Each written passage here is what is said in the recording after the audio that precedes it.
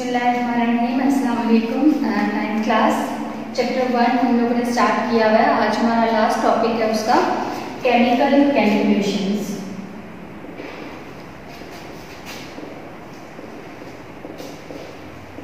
Chemical calculations में हम कुछ फार्मूलाज को डिस्कस करेंगे जिसमें हम रिलेशनशिप बनाएंगे मोल, मास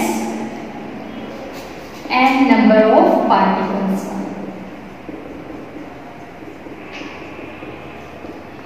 इन तीनों चीज़ों को एक दूसरे के साथ हम कैसे रिलेट कर सकते हैं उसके बारे में हम कुछ फार्मूलाज यहाँ पर डिस्कस करेंगे जो हमारे नेक्स्ट न्यूमेरिकल प्रॉब्लम्स में भी यूज होंगे।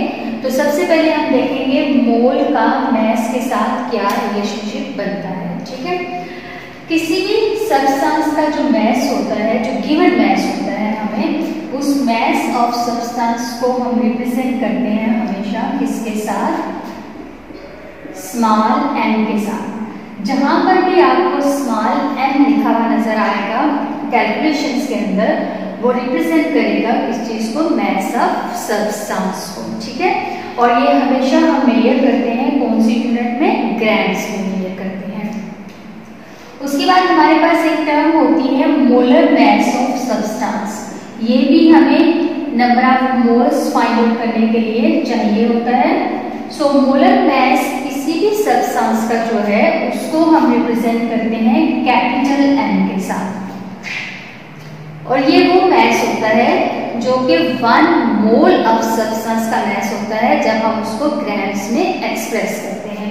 इट मींस कि इसकी जो यूनिट होगी वो क्या होगी, ग्राम्स पर मोल। यानी 1 मोल सब्सटेंस का मास जब ग्राम में एक्सप्रेस किया जाए तो वो मोलर मास कहलाता है, और उसको हम रिप्रेजेंट करते हैं किसके साथ, कैपिटल एम के साथ। उसके बाद किसी भी सब्सटेंस के जो नंबर ऑफ मोल्स होते हैं उनको हम रिप्रेजेंट करते हैं स्मॉल एन के साथ, और इसकी जो यूनिट होती है वो होती है मोल, MOL। ठीक है, अब इन तीनों टर्म्स को हम यूज करेंगे और एक फार्मूला जो है वो बनाएंगे जिसकी मदद से हम क्या कर सकते हैं, मोल्स भी फाइंड आउट कर सकते हैं, मास भी फाइंड आउट कर सकते हैं, और मोलर मास भी फाइंड आउट कर सकते हैं।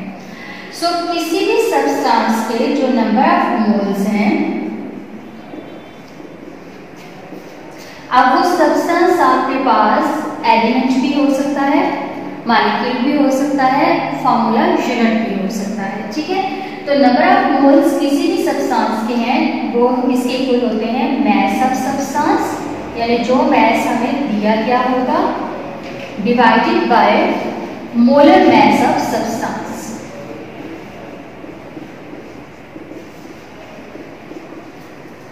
अब मास ऑफ सब्सटेंस जो है उसको हम रिप्रेजेंट कर रहे हैं किसके साथ, स्मॉल एम के साथ। मोलर मास को हम रिप्रेजेंट कर रहे हैं कैपिटल एम के साथ, और नंबर ऑफ मोल्स को रिप्रेजेंट कर रहे हैं किसके साथ, स्मॉल एन के साथ। सो अगर हम इनकी एप्लीकेशंस यूज करें यहाँ पे, n is equal to mass over molar mass. ठीक है, और साथ अगर हम इनकी यूनिट्स देखें तो mass always expressed in grams and molar mass grams per mole उसकी क्या है, यूनिट है। सो अगर आपको किसी भी सब्सटेंस का मास और मोलर मास दिया गया है और आपने उसके number of moles find out करने हैं, तो आप कौन सा फार्मूला लगाएंगे, n is equal to small M over capital M, यानी number of moles is equal to mass of substance over molar mass of substance. अब यहाँ पर हम ये देखेंगे कि अगर हमारे पास नंबर ऑफ मोल्स गिवन है और हमें मास फाइंड आउट करना है तो उसके लिए हम क्या कर सकते हैं, तो उसके लिए हमें फार्मूला को थोड़ा सा क्या करना पड़ेगा, रीअरेंज करना पड़ेगा। यानी mass of substance is equal to number of moles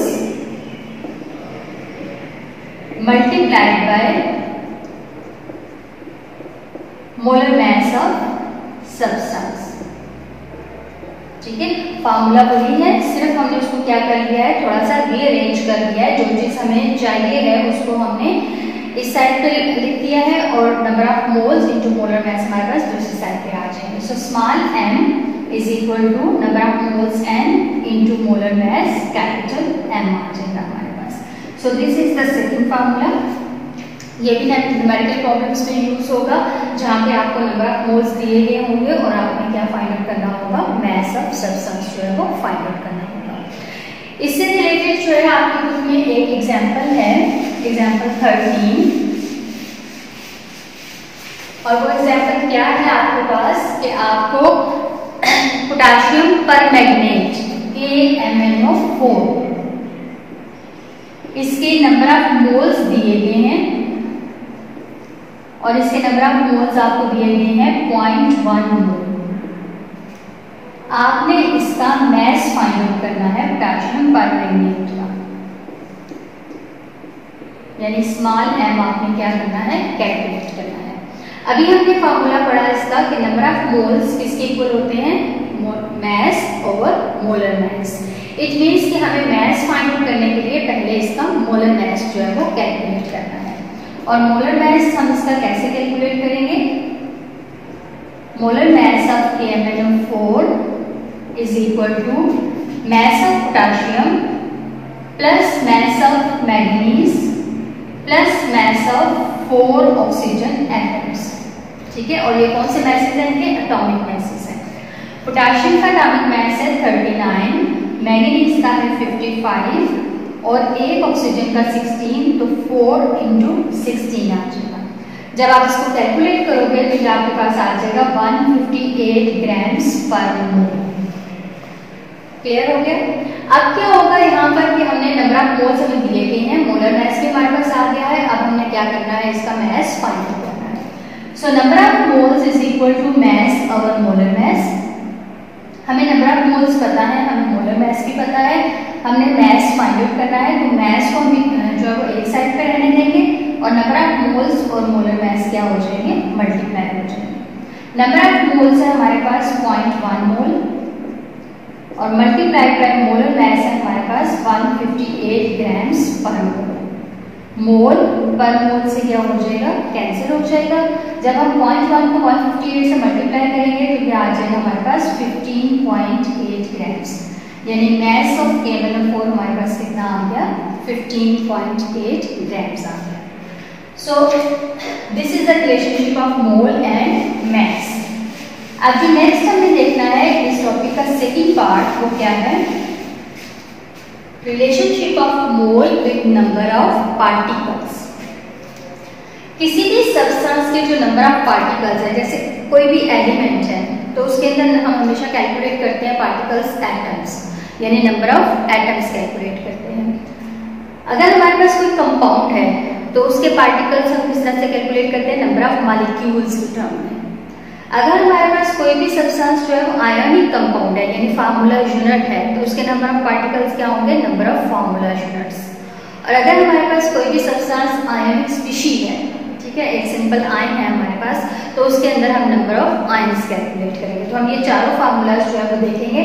सबसे पहले हम देखेंगे कि हम number of elements, number of atoms in an element कैसे कैलकुलेट कर सकते हैं।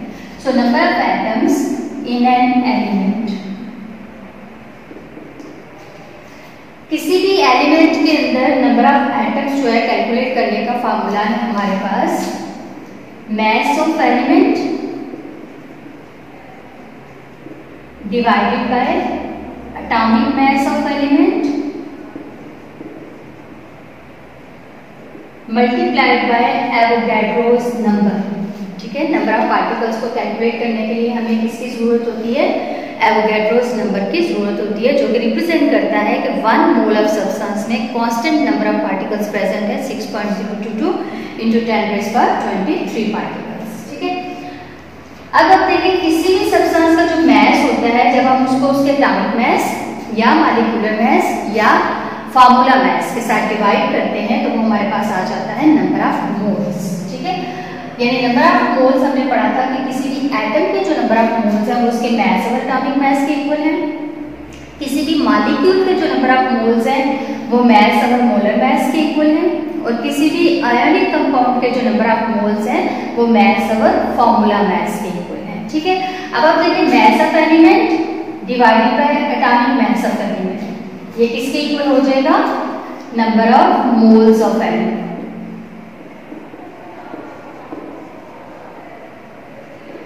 सो multiplied by Avogadro's number. It means कि हमारे पास ये दो फार्मूलाज हो गए हैं इसके कि नंबर ऑफ एटम्स को फाइंड आउट करने के लिए हमारे पास दो फार्मूलाज हैं।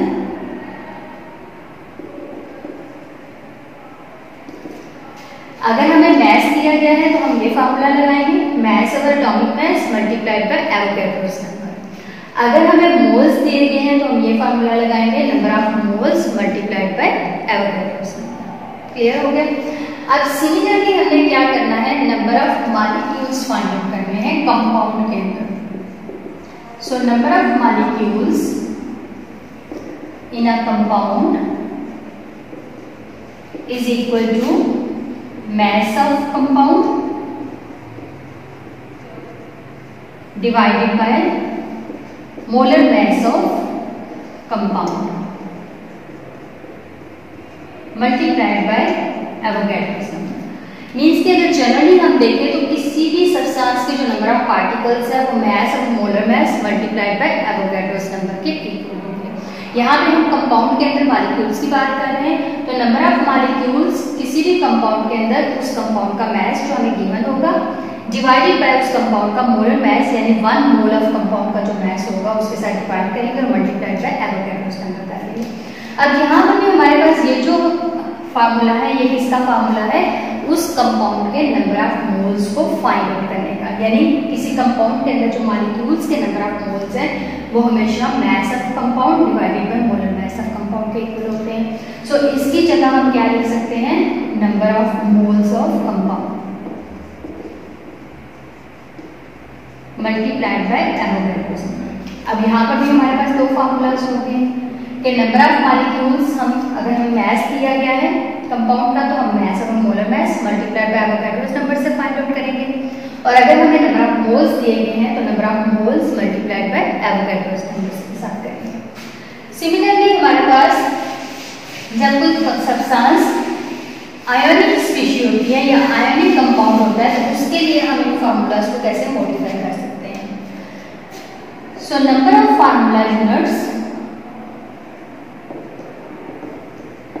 in an ionic compound वो किसके इक्वल होंगे हमारे पास, mass of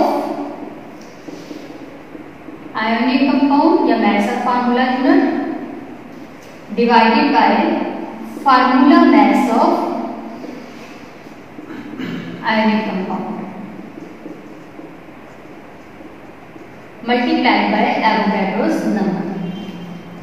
ठीक है, mass of ionic compound divided by formula mass. हमने शुरू में पढ़ा था कि जब भी किसी आयनिक कंपाउंड के मैस को हम लिखते हैं तो वो एक फार्मूला यूनिट होता है आयनिक कंपाउंड, सो उसके मैस को हम क्या कहते हैं, फार्मूला मैस कहते हैं।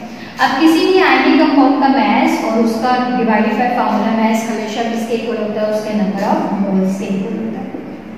सो number of moles of ionic compound multiplied by Avogadro's. It means कि इसके भी हमारे पास दो फार्मूलाज होंगे कि अगर मैस गिवन है तो mass over formula mass multiplied by Avogadro's number, इसके साथ आप number of formula units find out कर सकते हैं। और सेकंड फार्मूला जो number of formula units find out करने का है वो है number of moles multiplied by Avogadro's number. Last formula है हमारे पास नंबर ऑफ आयोनिक स्पीशी। किसी भी आयन के अंदर आयोनिक स्पीशीज के जो नंबर ऑफ मोल्स हैं वो हम इस तरह से फाइंड आउट कर सकते हैं। सो नंबर ऑफ आयोनिक स्पीशीज हम इस तरह से फाइंड आउट कर सकते हैं। सो इसके लिए mass of ionic species divided by formula mass of ionic species multiplied by Avogadro's. ठीक है, सेम फार्मूला कि किसी भी आयनिक स्पीशी का mass divided by formula mass multiplied by Avogadro's number. अब मैस और फार्मूला मैस आयनिक स्पीशी का किसके इक्वल होता है, नंबर ऑफ मोल्स के। So number of moles of ionic species multiplied by Avogadro's number. अब यहाँ पर भी दो फार्मूलाज हो गए हमारे पास इसको कैलकुलेट करने के कि अगर आपने आयनिक स्पीशी को कैलकुलेट करना है तो मैस अगर गिवन है तो मैस और formula mass multiplied by Avogadro's number, और अगर आपको नंबर ऑफ मोल्स गिवन है तो number of moles into Avogadro's number. ठीक है। तो जनरली हम क्या कह सकते हैं कि नंबर ऑफ पार्टिकल्स किसी भी सब्सटेंस के किसके इक्वल होते हैं, मास over molar mass multiplied by Avogadro's number. ठीक है, या आप इसका दूसरा फार्मूला क्या लगाएंगे, मास over molar mass number of moles के इक्वल है तो into Avogadro's number. Hope so आपको यहाँ तक इन फार्मूलाज की समझ आ गई होगी। नेक्स्ट हमारे पास एक्सरसाइज में न्यूमेरिकल्स हैं जिनमें हमने ये फार्मूलाज अप्लाई करने हैं। इंशाल्लाह वो हम लाइव जो है लेक्चर में यूज़ करेंगे फार्मूलाज और उनको सॉल्व करेंगे। सो